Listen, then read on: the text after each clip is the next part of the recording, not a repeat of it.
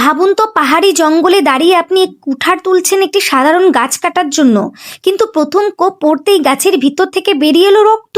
উত্তরাখণ্ডের 2700 মিটার উচ্চতায় আজও এমন গাছ আছে যাদের শরীরে নাকি বইছে মানুষের রক্ত।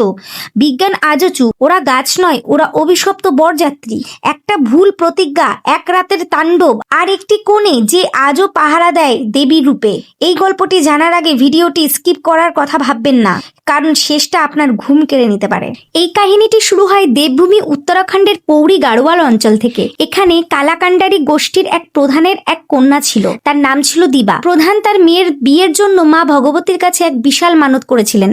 তিনি প্রতিজ্ঞা করেছিলেন, আমার মেয়ের বিয়ে যদি সুখ ও শান্তিতে সম্পূর্ণ হয় তবে আমি আপনাকে এক বিশেষ ভেট অর্পণ করব। মায়ের কৃপায় দিবার বিয়ে ঠিক হয় রাঢ় অঞ্চলের চৌখাল গ্রামে। বর নিয়ে বরযাত্রা আসে, খুব ধুমধাম করে বিয়ে সম্পূর্ণ হয়, কিন্তু আনন্দের কোলাহলে বাবা নিজের প্রতিজ্ঞা পালন করতে ভুলে যান, আর সেই মুহূর্তেই সর্বনাশের দ্বার খুলে যায়।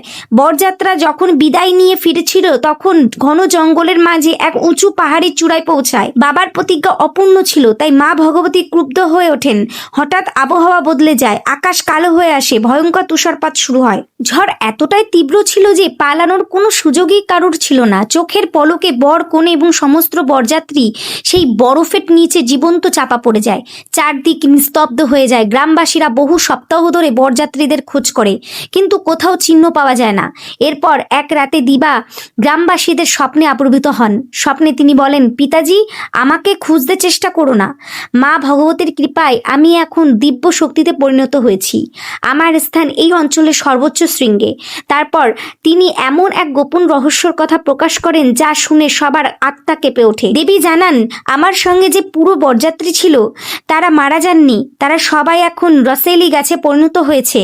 পরদিন লোকেরা সেই স্থানে গিয়ে একটি ত্রিশূল ও প্রদীপ খুঁজে পায়। আজও বিশ্বাস করা হয় মন্দিরের চারপাশে দাঁড়িয়ে থাকা সেই রসৌলি গাছগুলোর উপর কোনো কুঠার চালানো যায় না। যদি কেউ ভুলবশত সেই গাছে আঘাত করে তবে সেখান থেকে দুধ নয় বরং লাল রঙের মতো তরল পদার্থ বের হয়। আজ তিনি দেবী দিবারূপে পুরো গাড়োয়ালের রক্ষা করছেন।